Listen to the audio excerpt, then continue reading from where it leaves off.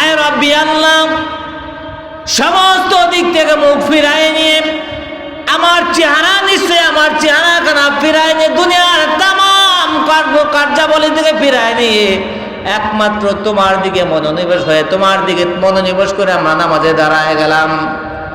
নামাজের মধ্যে যখন দাঁড়ায় গেলাম, আল্লাহু আকবার বলে যখন আমরা তাকবীরে তাহরিমা বাঁধলাম, সানা পড়লাম, এরপরে কোরআন তিলাওয়াত যেটাই আমরা যেটা নামাজের রীতি আমরা আদায় করা শুরু করলাম।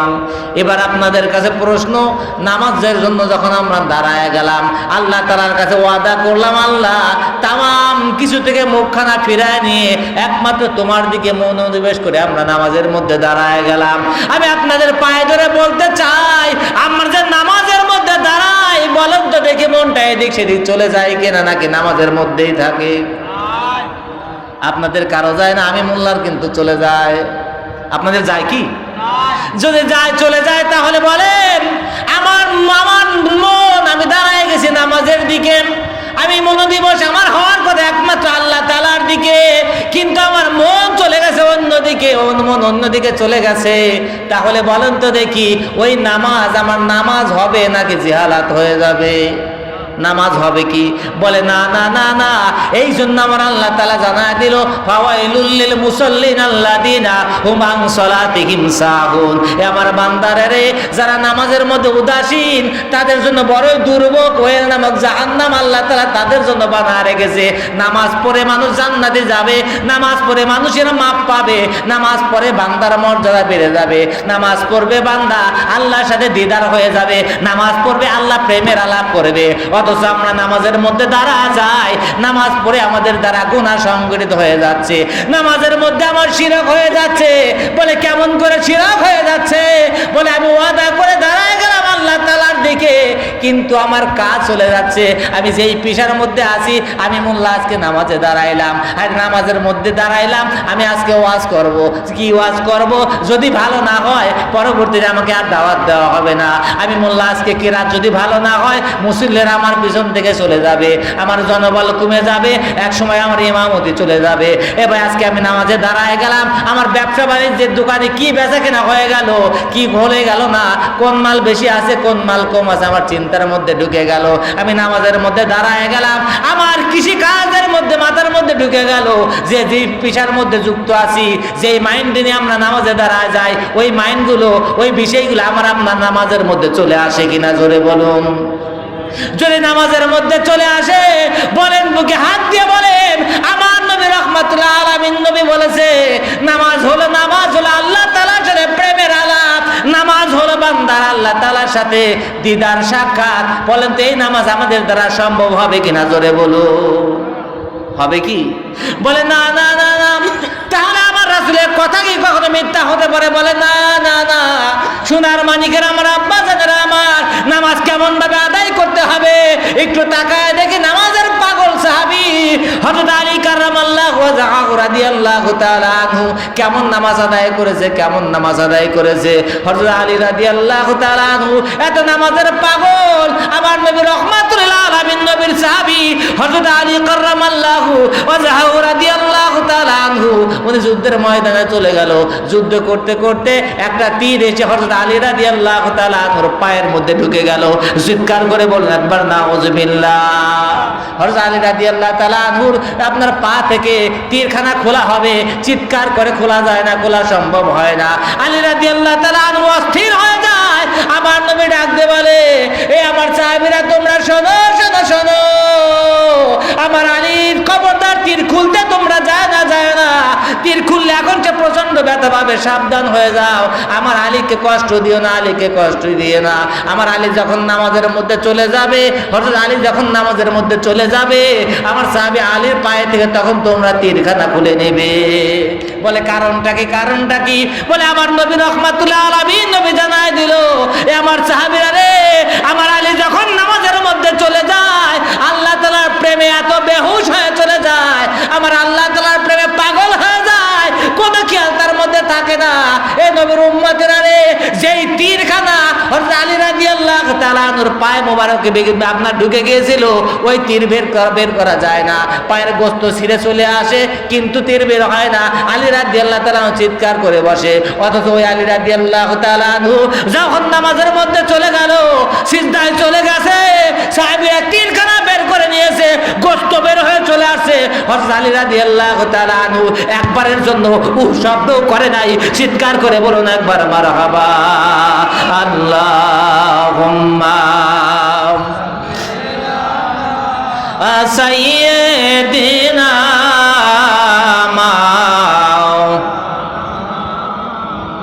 ওয়া আলা আলি সাইয়্যিদিনা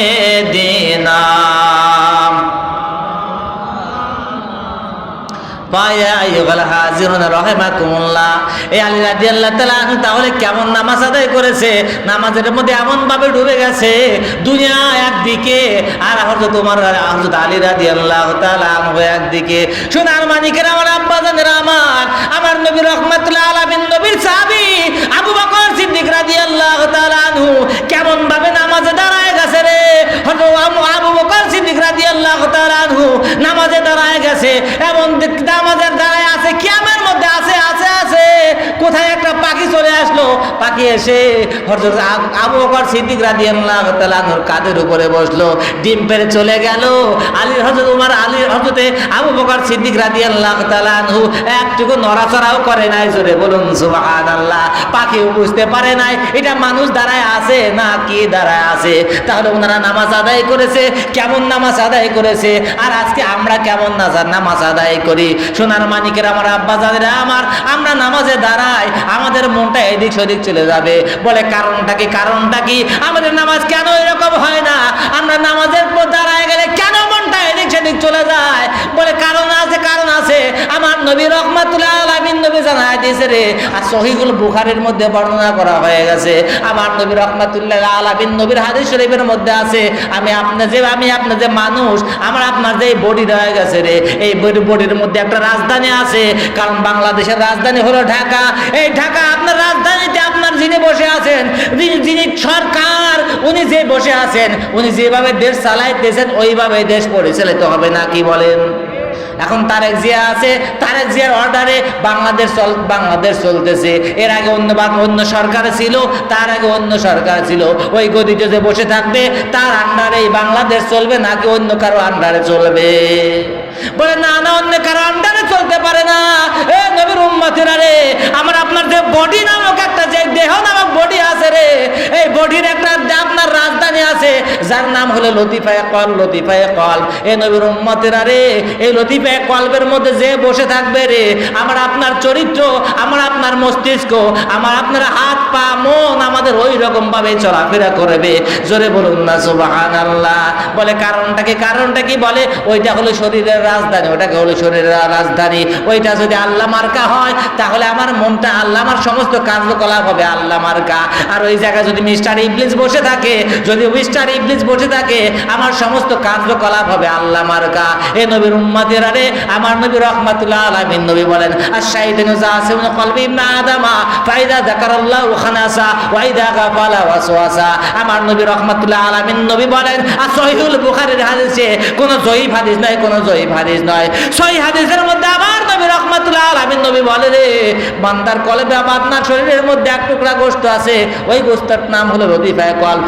আপনার ওই কলবের মধ্যে যদি আল্লাহ তাআলা জিকির প্রতিষ্ঠিত হয় রে, ওই কলবদের যদি আল্লাহর জিকির প্রতিষ্ঠিত থাকে তাহলে বান্দার সমস্ত কার্যকলাপ হবে আল্লাহ মার্কা। নামাজ পড়বে বান্দা, ওই নামাজের মধ্যে আল্লাহ তাআলার মনে দিবে, আল্লাহ তাআলার দিকে মনোযোগ থাকবে। বান্দা যে কাজ করুক না কেন সমস্ত কার্য বলে তার বান্দা আল্লাহ মার্কা হবে। আর যদি বান্দার ওই লতিফায়ে কলবের মধ্যে যদি মিস্টার ইবলিস বসে থাকে, আমার নবী রাহমাতুল্লাহ আলামিন নবী জানায় দিল রে, মিস্টার ইবলিস এটা আপনার সুর গেড়ে দিয়ে বসে থাকে, ওয়াসওয়াসা দিয়ে বান্দাকে আপনাকে বিভিন্ন গুনাহের কাজে লিপ্ত করে দেয়। এই জন্য আমার আপনার কলবে যদি আল্লাহর জিকির থাকে, ওই আপনার যতক্ষণ আমার জিকির থাকবে ততক্ষণ আমার নামাজের মধ্যে আমার মনটা আল্লাহ ছাড়া কোনো দিকে মনোনির যাবে না। যদি বলুন না মারহাবা। আর যদি আমার আপনার কলবের মধ্যে মিস্টার ইবলিস বসে থাকে, আমার নবী রাহমাতুল্লাহ আলামিন নবীর পবিত্র জামানের হাদিস করে হলো, আমার নবী বলেন যদি বান্দার কলবের মধ্যে মিস্টার ইবলিস বসে থাকে, তাহলে বলুন তো দেখি নামাজে আমাদের মনটা বসবে নাকি মনটা এদিক সেদিক ঘোরাফেরা করবে? কি বলেন? আমাদের মন তো এদিক সেদিক যায় না। বলে কারণটা একটাই, বলে আমাদের মনের মধ্যে, আমার আপনার কলবের মধ্যে, আমার আপনার যে বডির যে রাজধানী আছে, ওই সংসদে ওই জায়গায় মিস্টার ইবলিস বসে থাকে। ওই জায়গায় মিস্টার ইবলিস থাকার কারণে আপনি যদি জিকির করি, বলে ওই জিকিরটা হলো শয়তান মার্কা। আমি যদি নামাজ আদায় করি, ওই নামাজ হলো শয়তান মার্কা। আমি জাকাত প্রদান করি, আমার জাকাতটা হবে শয়তান মার্কা। এক কথা যেই কাজ না করি না কেন, যদি মিস্টার ইবলিস আমার কলবের মধ্যে বসে থাকে, তাহলে অবশ্যই আমার সমস্ত কার্যাবলী হবো শয়তান মার্কা। এই মার্কা নামাজ আদায় করলে কিয়ামত পর্যন্ত যদি সিজদা দেওয়া হয়, একটা সিজদা আমার আল্লাহ তাআলা কবুল করবে না। বলে কারণটা কি? বলে আমার আল্লাহ রাব্বুল আলামিন নিজে পবিত্র। কুরআনুল কারীমের মধ্যে আছে আল্লাহ তাআলা পবিত্র। অপবিত্র কোনো কিছু আমার আল্লাহ তাআলা কবুল করেন না করার জন্য, তার দাসত্ব করার জন্য। নাকি বলেন মা খালাকতুল জিন্না ওয়াল ইনসা ইল্লা লিয়াবুদুন। আল্লাহ বলেন আমি মানুষ আর জিন জাতিকে শুধুমাত্র একমাত্র আমি আল্লাহ তাআলা আমার গোলামি করার জন্যই সৃষ্টি করেছি। জোরে বলুন সুবহানাল্লাহ। কথাটা কার? আল্লাহ তাআলার কথা। অনেক ইবাদত বন্দেগীর অনেক প্রকার আছে, প্রকারভেদ আছে। তার মধ্যে যত ইবাদত আছে, কোন ইবাদতের মাধ্যমে বান্দা আল্লাহর অতীব নিকটবর্তী হয় বলতে পারবেন কি? আমরা জানি কিন্তু ভুলে যাচ্ছি, বলতে পারছি না। হাদিস শরীফের মধ্যে আছে বান্দা যখন নামাজের সিজদায় যায়, কোথায় যায়? একটু কথা বলেন বাবাজিরা, কোথায় যায়? নামাজের যখন সিজদায় যায়, আমার রাসূল বলেন বান্দা আর আল্লাহর মধ্যে কোনো পর্দা থাকে না। তাহলে কত নিকটবর্তী হয়। এই জন্যই তো আমার রাসূল বলেছেন as-সালাতু মিরাজুল মুমিনিন, নামাজ হলো বান্দা মুমিনের মিরাজ। নামাজের মধ্যে আল্লাহ তাআলা আর বান্দার সাক্ষাৎ হয়। আমার আপনার নবী রাহমাতুল আলামিন নবী সরকারে মুস্তাফা আকায়ে মাওলা, উনি কেমন নামাজ আদায় করেছেন ওইভাবে তো আমার আপনার সম্ভব না। তামাম উম্মত কিয়ামত থেকে শুরু, আপনার দুনিয়া সৃষ্টি লগ্ন থেকে শুরু করে কিয়ামত পর্যন্ত যত মানুষের নামাজ আছে, সমস্ত নামাজ এক পাল্লায় দিলে আমার নবীর নামাজের সাথে কি তুলনা হতে পারে? কখনো হতে পারে না। রাসূল একজন মারাত্মক একটা ভাষা ব্যবহার করেছেন, সল্লু কামা রাআইতুমুনি উসাল্লি। জোরে বলেন একবার মারহাবা। রাসূল বলেন তুমি নামাজ এমন ভাবে পড়ো যেমন ভাবে আমাকে নামাজ পড়তে তুমি দেখো। তুমি তেমন ভাবে নামাজ পড়ো যেমন আমাকে তুমি নামাজ পড়তে দেখো। রাসূল কেমন পড়েছে সাহাবীরা প্রত্যেকে একই রকম দেখেছে? একই রকম দেখে নাই। যে যেমন দেখেছে রাসূল বলেছেন তুই এমন ভাবেই পড়ার চেষ্টা করো। রাসূল কেমন দেখে নামাজ আদায় করেছেন ওনার কথা তো আলাদাই। একটা হাদিসের কথা বলি, রাসূল পাক সাল্লাল্লাহু আলাইহি ওয়াসাল্লাম নামাজ আদায় করেছেন, কিন্তু ওই নামাজের মধ্যে মিরাজের কথাটা বলতেছি। কেমন মিরাজ? আল্লাহর সাথে দিদার। বলে শুধু এটাই নয়, রাসূল নামাজও আদায় করেছেন, উনি সব কিছু দেখেছেন। জোরে বলুন সুবহানাল্লাহ। উনি নামাজ পড়েছেন, জান্নাতি ফল ওনার সামনে হাজির, উনি সামনের থেকে নিয়ে সেটা খেয়ে ফেলেছেন। জোরে বলুন সুবহানাল্লাহ। আমার রাসূল নামাজ পড়েছেন, নামাজ পড়া অবস্থায় সাহাবীদের অবস্থা এটাও বর্ণনা করেছেন। রাসূল বলেন যে আমি নামাজে সামনে দাঁড়াই, তোমরা মনে করো না যে আমি শুধু সামনে দাঁড়িয়ে থাকি, তোমরা নামাজের মধ্যে কি করো? তোমাদের রুকু আমার কাছে গোপন নয়, তোমাদের রুকুগুলো আমার কাছে গোপন নয়, তোমাদের খুশু নামাজের মধ্যে বিনয় নম্রতা, এটা থেকে অন্তরে রাসূল বলেন এটাও আমার কাছে গোপন নয়, এটাও আমি দেখি। নামাজ পড়া অবস্থায় রাসূল বলেন সামনে আমি কেমন যেমন দেখি পিছনেও তেমন দেখি। তো রাসূলের মতো কি আমার আপনার পড়া সম্ভব? বলে সম্ভব নয়। তবে সাহাবায়ে কিরাম কেমন নামাজ পড়েছেন ওনাদের মডেলটা আমরা, কারণ সাহাবী দেখেছেন রাসূল পাক সাল্লাল্লাহু আলাইহি ওয়াসাল্লামকে, সাহাবায়ে কিরামদেরকে দেখেছেন তাবেঈনে কিরাম, তাবেঈনে কিরামদেরকে দেখেছেন তাবেঈনে কিরাম। এইরকম ভাবে যারা সিলসিলাভুক্ত, যাদের সংযোগ রাসূল পর্যন্ত আছে, যদি লাইন ঠিক থাকে, যাদের লিঙ্ক যদি সঠিক হয়, তাহলে নিঃসন্দেহে আমরা ওই নামাজই দেখতে পাবো। জোরে বলুন সুবহানাল্লাহ। তো কথা হলো নামাজ আমার আপনার কেমন হওয়া দরকার? রাসূল বলেছেন as-সালাতু মিরাজুল মুমিনিন। মিরাজ মানে কি? একটু কথা বলবেন। সাক্ষাৎ করা, দেখা, আল্লাহ তাআলার সাথে দিদার হওয়া, মূল কথা যেটা, তাই নয় কি? আল্লাহ তাআলার সাথে মিরাজ করা, দেখা। আসলে কি নামাজের মধ্যে আল্লাহ তাআলার সাথে দেখা হয়? রাসূল বলেছেন অবশ্যই কথাটা 100% সঠিক নয় কি? নিঃসন্দেহে সঠিক। সন্দেহ করলে ঈমান থাকবে না। আমার আল্লাহ রাব্বুল আলামিন আমার রাসূলকে দিয়ে যা বলিয়েছেন সব আল্লাহ তাআলার কথা। এই জন্য রাসূলের কথা কখনো মিথ্যা হতে পারে? মিথ্যা হওয়ার কোনো সুযোগই নেই। ওই রাসূল বলেছেন as-সালাতু মিরাজুল মুমিনিন, নিশ্চয়ই নামাজ মুমিনদের জন্য মেরাজ।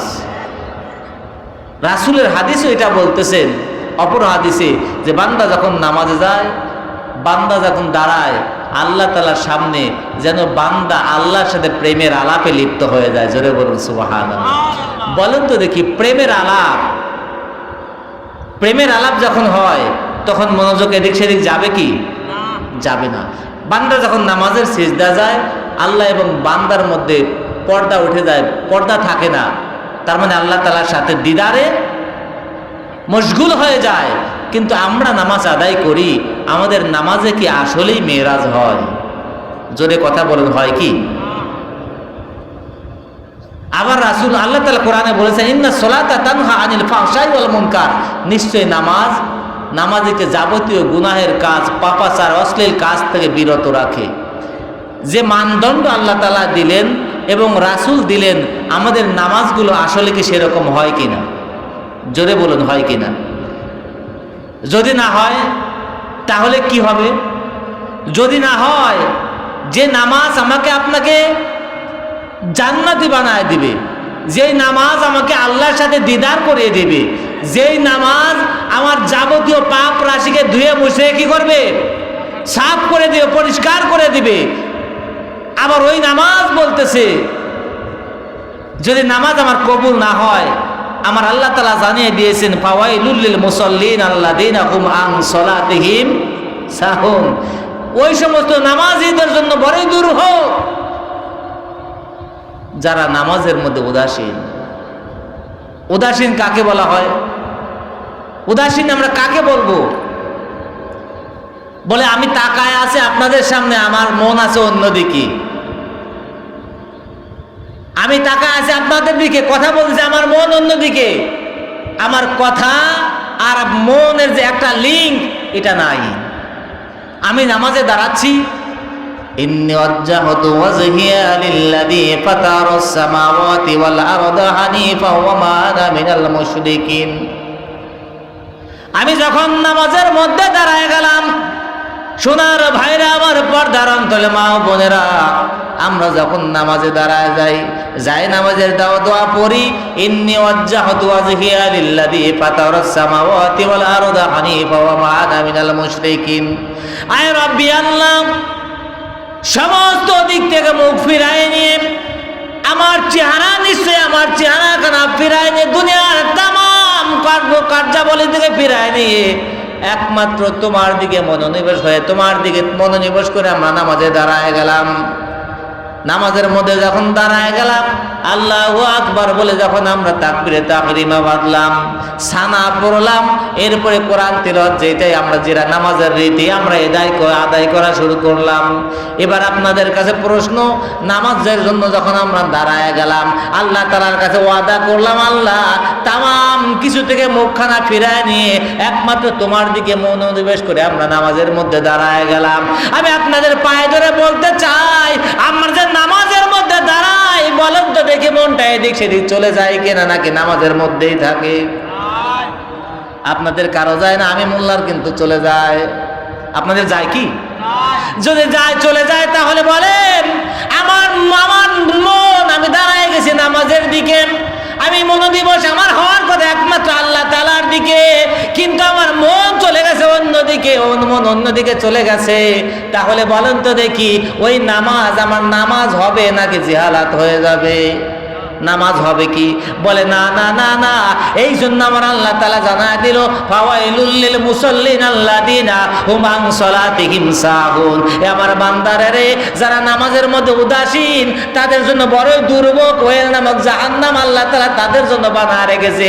নামাজ পড়ে মানুষ জান্নাতে যাবে, নামাজ পড়ে মানুষের মাপ পাবে, নামাজ পড়ে বান্দার মর্যাদা বেড়ে যাবে, নামাজ পড়বে বান্দা আল্লাহর সাথে দিদার হয়ে যাবে, নামাজ পড়বে আল্লাহ প্রেমের আলাপ করবে।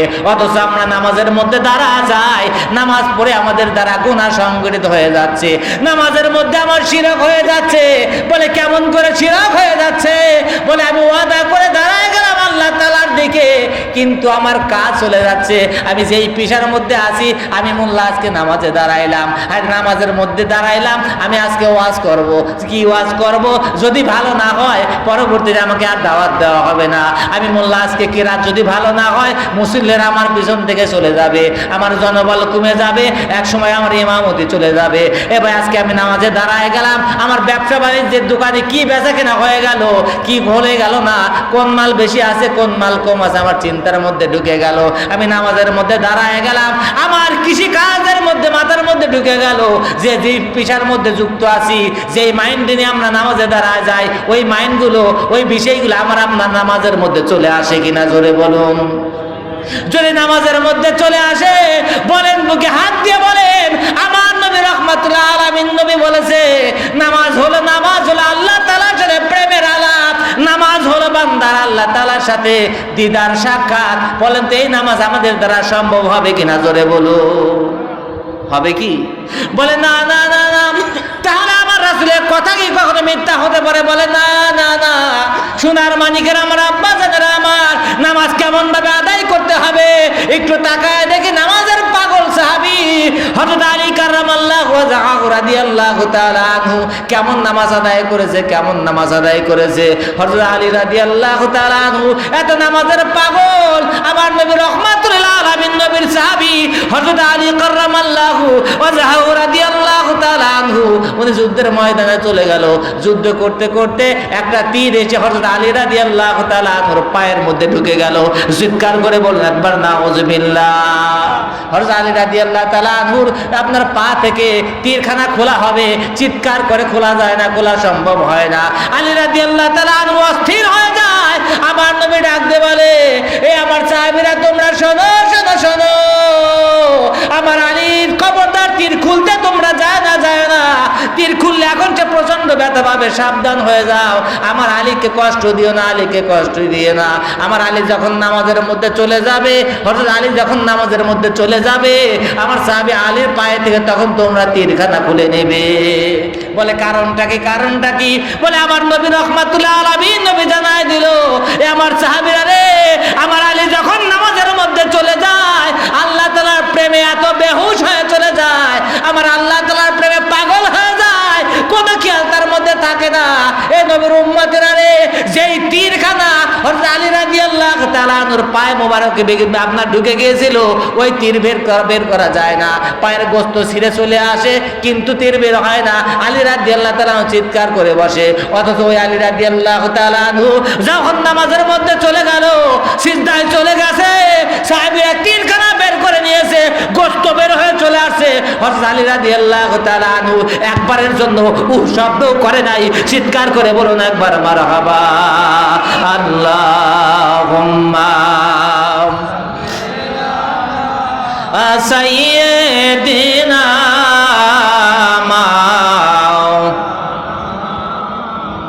ওয়া আলা আলি সাইয়্যিদিনা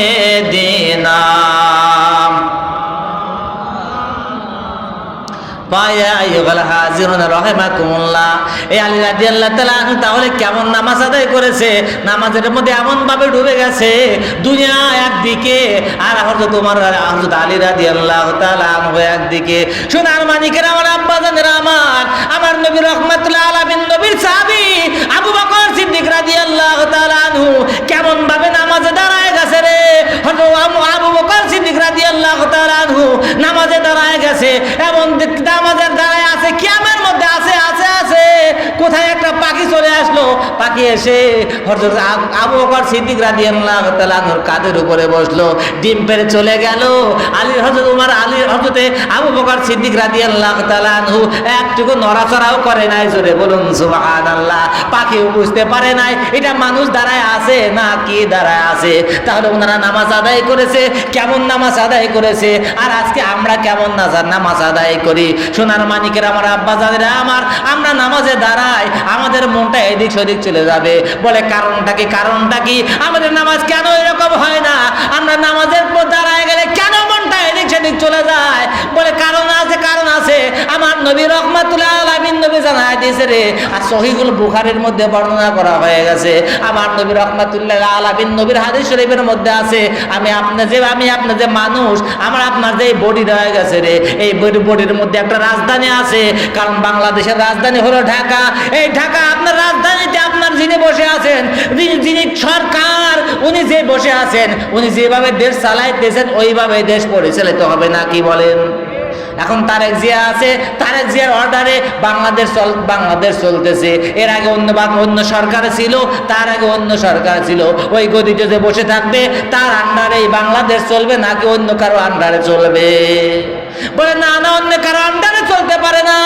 এ নবীর উম্মতেরা রে, আপনার যে বডি নামক একটা, যে দেহ নামক বডি আছে রে, এই বডির একটা আপনার রাজধানী আছে যার নাম হলো লতিফায়ে কলব। এ নবীর উম্মতেরা রে, এই লতিফায়ে কলবের মধ্যে যে বসে থাকবে রে, আপনার চরিত্র, আপনার মস্তিষ্ক, আপনার হাত পা মন আমাদের ওই রকম ভাবে চলাফেরা করবে।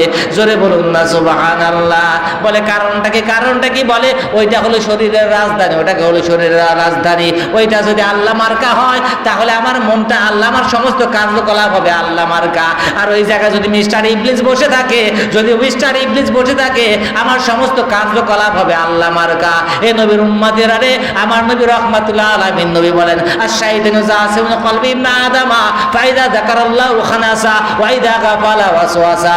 আমার নবী রাহমাতুল্লাহ আলামিন নবী বলেন, আর সহিহুল বুখারীর হাদিসে কোনো জয়ীফ হাদিস নয়, সহিহ হাদিসের মধ্যে আমার নবী রাহমাতুল্লাহ আলামিন নবী বলে রে, বান্দার কলবে আপনার শরীরের মধ্যে এক টুকরা গোশত আছে, ওই গোশতের নাম হলো লতিফায়ে কলব। ওই আপনার ওই কলবের মধ্যে যদি আল্লাহ তাআলা জিকির প্রতিষ্ঠিত হয় রে, ওই কলবের যদি আল্লাহর জিকির প্রতিষ্ঠিত থাকে তাহলে বান্দার সমস্ত কার্যকলাপ হবে আল্লাহ মার্কা।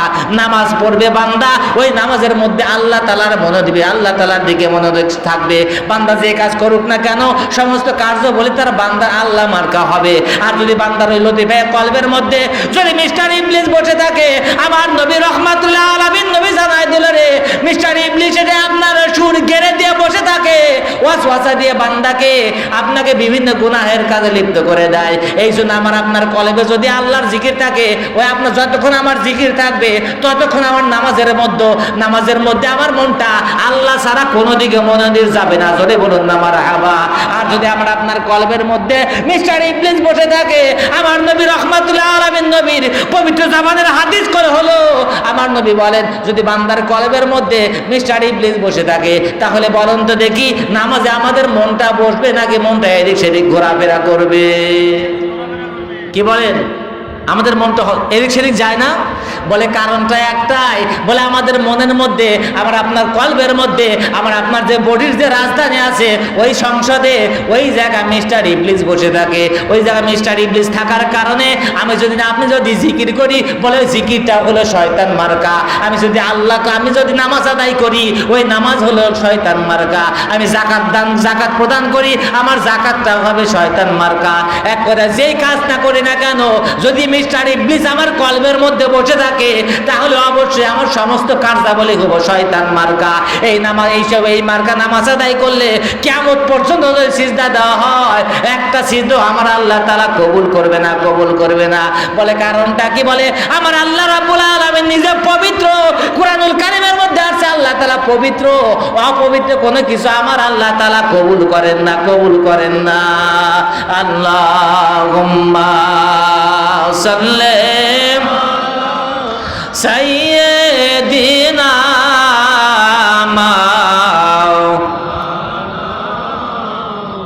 ওয়া আলা আলি সাইয়্যিদিনা।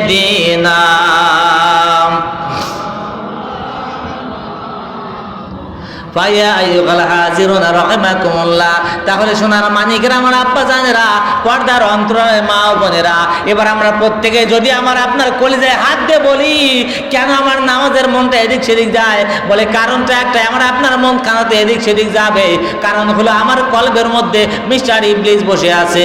এখন প্রশ্ন হলো এই মিস্টার ইবলিসকে তাড়ানোর উপায়টা কি? বলে ডাক্তারা যিনি আমার নবী রাহমাতুল্লাহ আলামিন নবী জানা দিয়েছে, সিকালাতুন কুলুবি যিকরিল্লাহ। চিৎকার করে বলুন একবার মারহাবা। আমার নবী রাহমাতুল্লাহ আলামিন নবী বলেন, এ দুনিয়ার মানুষেরা রে, যদি তোমার বান্দার একমাত্র এ নবীর উম্মতেরা রে, বিভিন্ন জিনিস পরিষ্কার করার এক একটা যন্ত্র হয়ে গেছে। আমার আপনার শরীরে যে পোশাক আছে যদি অপবিত্র হয়ে যায়, আমরা যদি সাবান দিয়ে এটা পরিষ্কার করি, লোহায় যদি জং ধরে দেয়, আগুনের মধ্যে তাপ দিয়ে বাড়ি দিলে পরিষ্কার হয়ে যায়। প্রত্যেকটা জিনিস পরিষ্কার করার যন্ত্র আছে। আমার নবী বলেন, এ দুনিয়ার মানুষেরা রে, তোমাদের যে কলব রয়ে গেছে এটা পবিত্র করার জন্য জিকির প্রয়োজন। এই নবীর উম্মতেরা রে, জিকির হলে আমার কলবটা পরিষ্কার করব। কলব পরিষ্কার করতে হলে আমার জবান দ্বারা জিকির করলে এই জিকির দ্বারা আমার কলব কখনো পরিষ্কার হতে পারে না। বলে কারণটা কি? বলে আমার একটা জায়গা হাত পা যদি কেটে যায়, আমার পা কাটে গেল, আমি মলম লাগাইলাম আমার কাঁধের উপরে, জোরে বলুন ওই ঘা সারবে নাকি বেশি হবে? কথা কয় না। পা কেটে গেছে, আমি মলম লাগাইলাম আমি কাঁধের উপরে, বলেন গা সারবে না বেশি হবে? বেশি হয়ে যাবে। এ নবীর উম্মতের রে, আমার ঘা হলো কলবে, আমার অসুখটা হলো কলবে। আমি জবান দ্বারা জিকির করলে কখনো সম্ভব হবে না রে। বলে হ্যাঁ হতে পারে, তো ওই জামানা এখন শেষ হয়ে গেছে, কারণ আমরা এত গুনাহ করেছি। এত গুনাহ করার কারণে হতে পারে অনেক লম্বা সময় করতে আপনার মুখে জিকির করতে একেবারে দিন যারা ওনারা সাধনা করেছেন, নফসের সাধনা করেছে, নফসকে কন্ট্রোল করার কারণে মন এদিক সেদিক যাওয়া যখন কমে গেছে, এই নবীর উম্মতেরা রে কষ্টের উপর কষ্ট করতে যখন এই জিকিরটা করতে ওই জিকিরের আপনার ফয়েজতাওয়াজু অনেক পরে আস্তে সর্বশেষে গিয়ে হয়তো যারা সর্বশেষে আপনার মর্যাদা লাভ করেছে, এই নবীর উম্মতেরা রে, ওনাদের কলবে ওই আল্লাহ তাআলার জিকির প্রতিষ্ঠিত হয়ে গেছে। মুজাদ্দিদ আল ফিসানি রাহমাতুল্লাহ আলাইহি উনি চিন্তা করলেন, না রে না, এত লম্বা সময় আমার নবীর উম্মতের হবে না।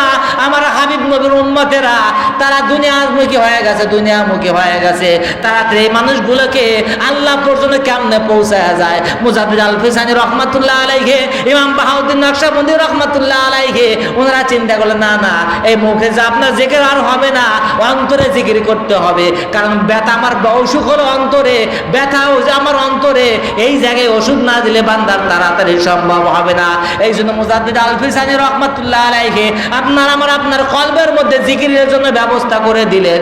যারা কলবের মধ্যে জিকির করবে আমার আল্লাহ তাআলা এই জন্য কোরআনুল কারীমের মধ্যে বলেন আল্লাযীনা ইয়াযকুরুনাল্লাহা কিয়ামান ওয়া কুউদা ওয়া আলা যুনুবিহিম ওয়া ইয়াতাফাক্কারুনা ফি খালকিস সামাওয়াতি ওয়াল আরদ। এ নবীর উম্মতরা রে, আল্লাহ বলেন তোমরা জিকির করো, এমন ভাবে জিকির করো যখন দাঁড়ানো অবস্থায় জিকির করবা।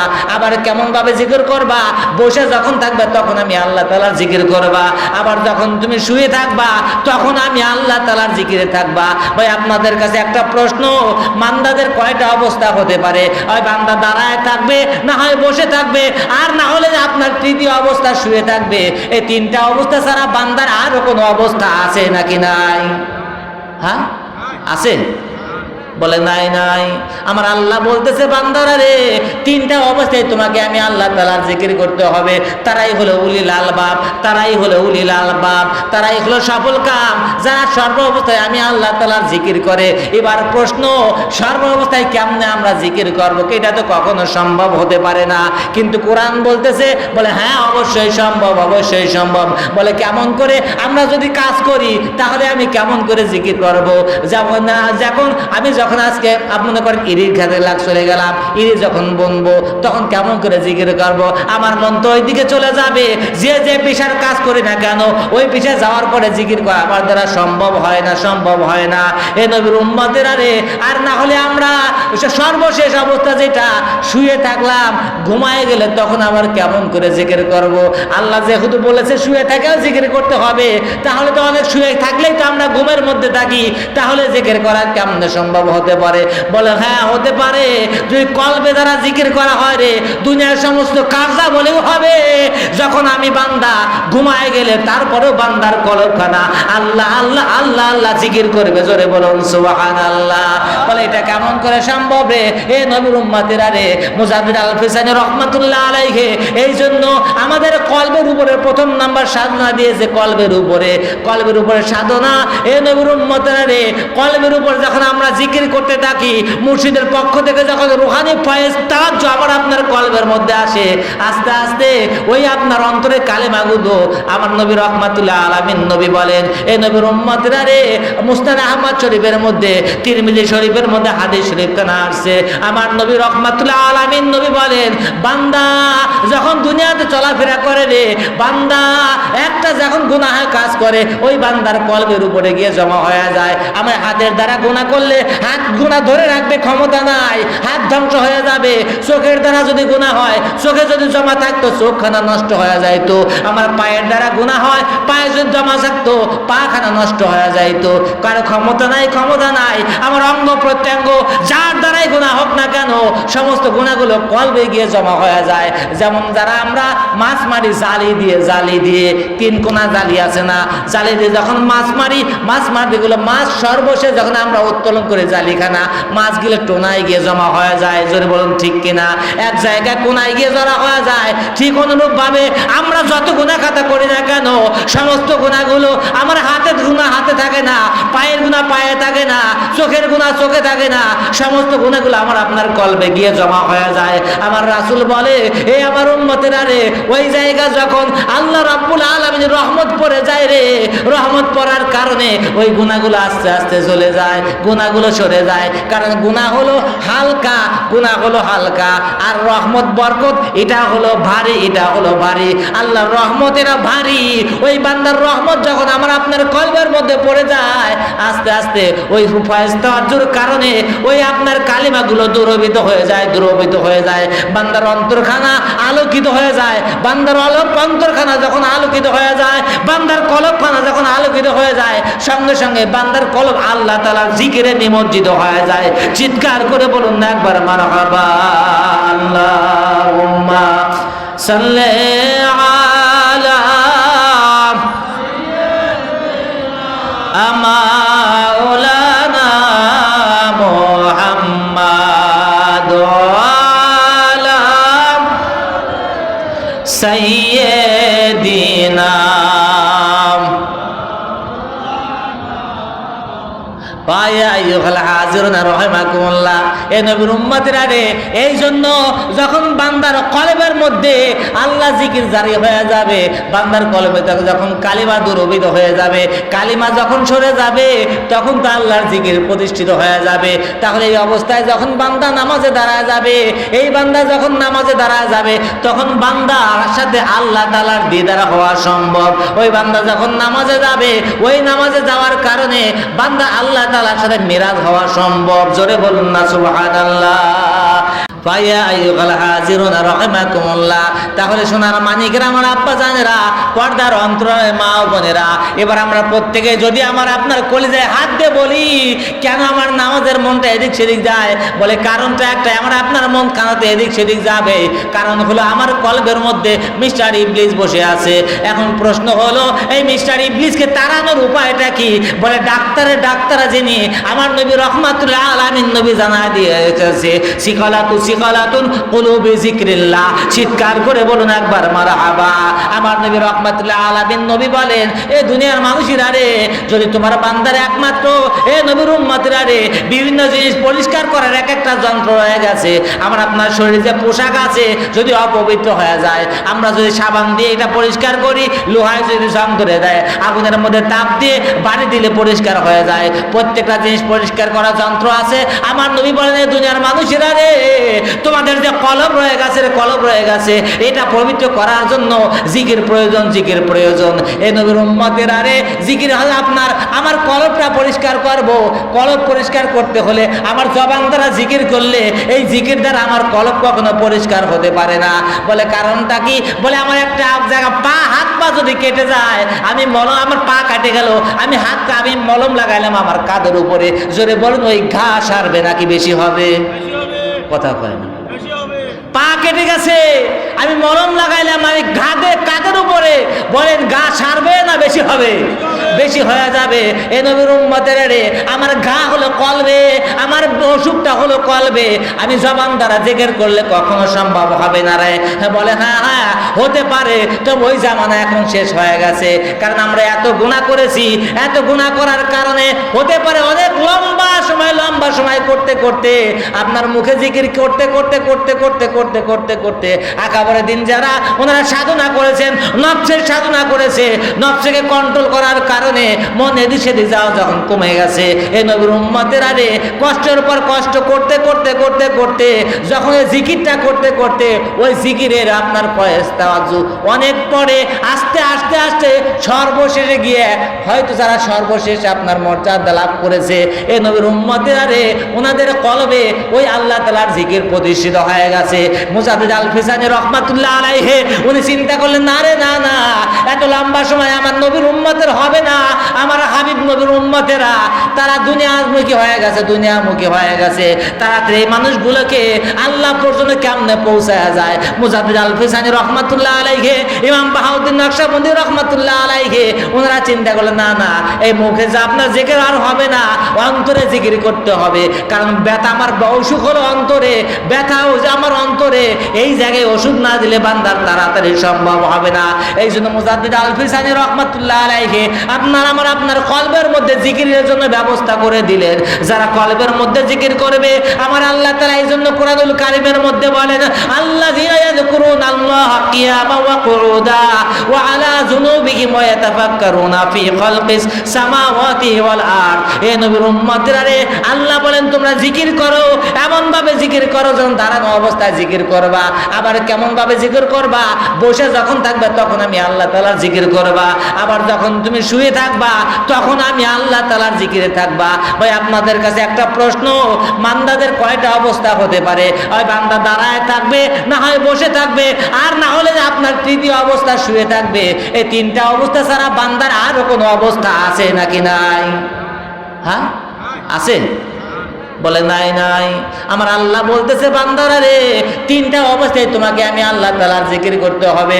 তারাই হলো উলিল আলবাব, তারাই হলো উলিল আলবাব, তারাই হলো সফল কাম যারা সর্ব অবস্থায় আমি আল্লাহ তাআলার জিকির করে। এবার প্রশ্ন, সর্ব অবস্থায় কেমনে আমরা জিকির করবো? এটা তো কখনো সম্ভব হতে পারে না। কিন্তু কোরআন বলতেছে, বলে হ্যাঁ অবশ্যই সম্ভব, অবশ্যই সম্ভব। বলে কেমন করে? আমরা যদি কাজ করি তাহলে আমি কেমন করে জিকির করব? যখন আজকে মনে করেন ইরির খেতে চলে গেলাম, ইরি যখন বুনবো তখন কেমন করে জিকির করব? আমার মন তো ওইদিকে চলে যাবে। যে পেশার কাজ করি না কেন, ওই পেশায় যাওয়ার পরে জিকির করা আমার দ্বারা সম্ভব হয় না, সম্ভব হয় না। এ নবীর উম্মতেরা রে, আর না হলে আমরা সর্বশেষ অবস্থা যেটা, শুয়ে থাকলাম, ঘুমায় গেলে তখন আবার কেমন করে জিকির করব? আল্লাহ যেহেতু বলেছে শুয়ে থাকেও জিকির করতে হবে, তাহলে তো অনেক শুয়ে থাকলেই তো আমরা ঘুমের মধ্যে থাকি, তাহলে জিকির করা কেমন সম্ভব হতে পারে? বলে হ্যাঁ হতে পারে। যদি কলবে দ্বারা জিকির করা হয় রে, দুনিয়ার সমস্ত কাজা বলেও হবে। যখন আমি বান্দা ঘুমায় গেলে তারপরেও বান্দার কলবখানা আল্লাহ আল্লাহ আল্লাহ আল্লাহ জিকির করবে। জোরে বলুন সুবহানাল্লাহ। বলে এটা কেমন করে সম্ভব রে? এ নবীর উম্মতেরা রে, মুজাদ্দিদ আল ফিসানি রাহমাতুল্লাহ আলাইহি এই জন্য আমাদের কলবের উপরে প্রথম নাম্বার সাধনা দিয়েছে। কলবের উপরে সাধনা। এ নবীর উম্মতেরা রে, কলবের উপর যখন আমরা জিকির করতে থাকি, মুর্শিদের পক্ষ থেকে যখন রুহানি ফয়েজ তাওয়াজ্জ আবার আপনার কলবের মধ্যে আসে, আস্তে আস্তে ওই আপনার অন্তরে কালেমাগুলো আমার নবী রাহমাতুল্লাহ আলামিন নবী বলেন, এ নবীর উম্মতেরা রে, মুসনাদ আহমদ শরীফের মধ্যে, তিরমিজি শরীফের মধ্যে হাদিস শরীফ কানা আসছে। আমার নবী রাহমাতুল্লাহ আলামিন নবী বলেন, বান্দা যখন দুনিয়াতে চলাফেরা করে রে, বান্দা একটা যখন গুনাহের কাজ করে, ওই বান্দার কলবের উপরে গিয়ে জমা হয়ে যায়। আমার হাতের দ্বারা গুনাহ করলে হাত গুনাহ ধরে রাখবে ক্ষমতা নাই, হাত ধ্বংস হয়ে যাবে। চোখের দ্বারা যদি গুনাহ হয়, চোখে যদি জমা থাকতো চোখখানা নষ্ট হয়ে যাইতো। আমার পায়ের দ্বারা গুনাহ হয়, পায়ে যদি জমা থাকতো পাখানা নষ্ট হয়ে যাইতো। কারো ক্ষমতা নাই, ক্ষমতা নাই। আমার অঙ্গ প্রত্যঙ্গ যার দ্বারাই গুনাহ হোক না কেন, সমস্ত গুনাহগুলো কলবে গিয়ে জমা হয়ে যায়। যেমন যারা আমরা মাছ মারি জালি দিয়ে, তিন কোনা জালি আছে না, জালি দিয়ে যখন মাছ মারতে গুলো মাছ সর্বশেষ যখন আমরা উত্তোলন করে জালিখানা, মাছগুলো টোনায় গিয়ে জমা হয়ে যায়। জোরে বলুন ঠিক কিনা? এক জায়গায় কোনায় গিয়ে জড়া হয়ে যায়। ঠিক অনুরূপ ভাবে আমরা যত গুনাহ খাতা করি না কেন, সমস্ত গুনাহগুলো আমার হাতের গুনাহ হাতে থাকে না, পায়ের গুনাহ পায়ে থাকে না, চোখের গুনাহ চোখে থাকে না, সমস্ত গুনাহগুলো আমার আপনার কলবে গিয়ে জমা হয়ে যায়। আমার রাসূল বলে, এ আমার উম্মতেরা রে, ওই জায়গা যখন আল্লাহ রাব্বুল আলামিনের রহমত পড়ে যায় রে, রহমত পড়ার কারণে ওই গুনাহগুলো আস্তে আস্তে চলে যায়, গুনাহগুলো সরে যায়। কারণ গুনাহ হলো হালকা, আর রহমত বরকত এটা হলো ভারী, আল্লাহর রহমত এরা ভারী। ওই বান্দার রহমত যখন আমার আপনার কলবের মধ্যে পড়ে যায়, আস্তে আস্তে ওই ফয়েজ তাওয়াজ্জুর কারণে ওই আপনার কালিমাগুলো দ্রবীভূত হয়ে যায়। বান্দার অন্তরখানা আলোকিত হয়ে যায়। বান্দার অন্তরখানা যখন আলোকিত হয়ে যায়, বান্দার কলবখানা যখন আলোকিত হয়ে যায়, সঙ্গে সঙ্গে বান্দার কলব আল্লাহ তাআলার জিকিরে নিমজ্জিত হয়ে যায়। চিৎকার করে বলুন না একবার মারহাবা আল্লাহুম্মা